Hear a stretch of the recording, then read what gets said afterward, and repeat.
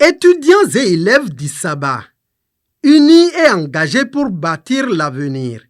C'est le thème autour duquel les élèves et étudiants de l'arrondissement d'Issaba, commune de Pobé, ont célébré le samedi 25 juillet 2026 la 3e édition de leur journée. Réunis au sein d'une association dénommée Cercle des étudiants et élèves de l'arrondissement d'Issaba, un creuset qui, selon eux, œuvre pour le rassemblement, la fraternité, la solidarité et le développement de la jeunesse estudiantine et scolaire du dit arrondissement.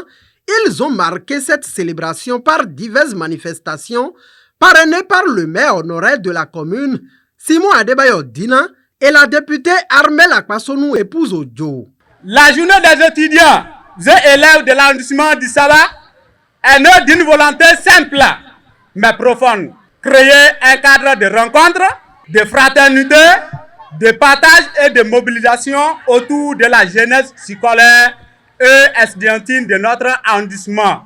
Étudiants et élèves d'Issaba, unis et engagés pour bâtir l'avenir. Tel est le thème de cette 3e édition. Ce thème nous invite à l'unité, à l'engagement et à la responsabilité afin de révéler ensemble les défis auxquels notre génération est confrontée. Cette initiative du Cercle des étudiants et élèves de l'arrondissement d'Issaba a connu la présence des autorités locales, des responsables d'autres associations sœurs et autres qui ont appelé à l'union pour le développement réel de l'arrondissement d'Issaba. C'est le moment de dire à toute la jeunesse de l'arrondissement d'Issaba que nous sommes à un moment où nous devons rester plus unis. Nous sommes à un moment où nous devons rester plus engagés. J'ai l'habitude de le dire, ce qui nous réunit dépasse ce qui nous sépare ou ce qui nous divise. Nous devons nous mettre ensemble.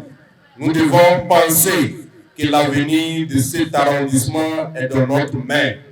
Nous devons travailler chaque jour que Dieu fait en pensant qu'il y a une génération qui passe et qu'il y a une qui doit suivre. L'UNEPO réaffirme sa disponibilité à accompagner le CAI dans toutes les initiatives visant l'orientation de la formation et l'insertion des jeunes de Pobé. Chers élèves et étudiants, vous venez de nous adresser un message fort. Vous nous prouvez que la jeunesse d'Issaba refuse désormais d'être spectatrice de son destin. Vous avez décidé d'en devenir les bâtisseurs. Vous auriez pu rester chacun dans son coin avec vos idées, vos ambitions et vos préoccupations personnelles. Mais vous avez choisi de vous unir. Et lorsqu'une jeunesse s'unit autour de l'éducation, de la réflexion et du développement, aucun obstacle n'est trop grand, aucun défi n'est impossible à relever. Je vous en félicite très sincèrement. Mes frères et sœurs, l'association Ogbole Omohorike suit avec beaucoup de fierté cette dynamique. Ma présence ici aujourd'hui est le témoignage de notre engagement à marcher à vos côtés. Nous voulons renforcer notre collaboration avec votre association. Nous voulons créer entre nous un véritable partenariat fondé sur le dialogue, le partage d'expériences, la solidarité et surtout l'amour de notre communauté. Car une communauté ne se développe pas grâce à quelques personnes seulement. Elle se développe lorsque chacun accepte d'apporter sa pierre à l'édifice.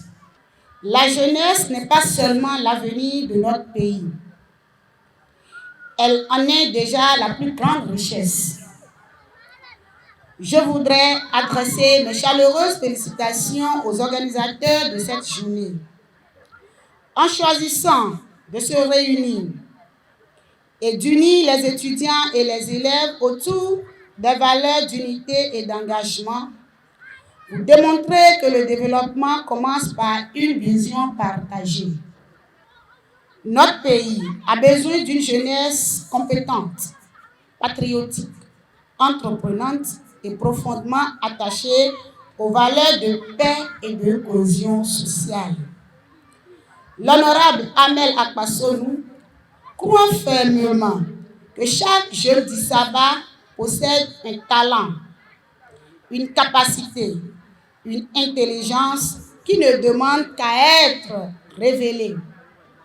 Mais le talent à lui seul ne suffit pas. Vous aussi, découvrez votre mission. Poursuivez-la avec courage et ne laissez jamais les difficultés éteindre vos ambitions. Une occasion pour le bureau exécutif du CEAI de faire le point de ses actions au titre de l'année écoulée. Depuis notre prise de fonction à la tête du bureau exécutif du CEAI, mon équipe et moi avons travaillé avec engagement et responsabilité pour accomplir la mission qui nous a été confiée. Nous avons choisi de préserver les acquis précédents tout en apportant notre contribution à l'évolution de l'association. Ainsi, nous avons poursuivi les actions majeures du CEAI, notamment les campagnes de salubrité dans les établissements scolaires, l'organisation des travaux dirigés au profit des candidats aux examens nationaux, les campagnes de reboisement et les sensibilisations en faveur de la jeunesse. Nous avons également veillé au maintien du siège de l'association, un cadre essentiel pour renforcer l'organisation et les activités du CEAI. Ces actions traduisent notre volonté de servir efficacement les étudiants et élèves de l'arrondissement du Saba. Outre celle-ci, le bureau s'est évertué à innover, renseigne-t-il. Au-delà de la préservation des acquis, notre mandatif s'est également engagé dans l'innovation à travers plusieurs initiatives majeures, notamment la mise en place d'une formation en permis de conduire, permettant aux jeunes de l'arrondissement d'obtenir leur permis dans les meilleures conditions, la création de la journée de l'excellence, valoriser le mérite scolaire, la formation en informatique et en graphisme, pour permettre aux jeunes d'acquérir des compétences numériques utiles à la formation et à l'insertion professionnelle, ainsi que la conception d'une base de données des étudiants et élèves afin de mieux identifier les compétences disponibles et orienter nos actions. Plusieurs communications ont meublé cette célébration où l'assistance a été entretenue sur la gratuité de la scolarité des filles dans les établissements d'enseignement secondaire général et autres. J'ai animé une communication sur la gratuité de la scolarité des élèves filles de l'enseignement général secondaire et technique.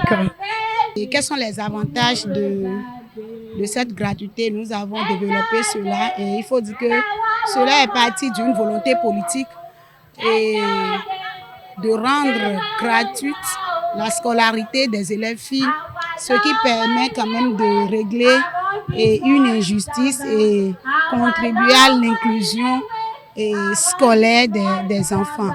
Et cela va quand même aider les parents qui étaient confrontés à plusieurs difficultés d'envoyer les élèves à l'école, les parents qui sont un peu démunis et pour faute de moyens, lorsque les élèves filles arrivent en classe de 4e, 3e, abandonnent les écoles. Nous avons parlé de ces avantages, que ce soit au niveau des élèves, du gouvernement, des parents aussi. J'ai animé une communication que nous appelons Jeunesse béninoise, leadership transformationnel, engagé aujourd'hui pour impacter le futur.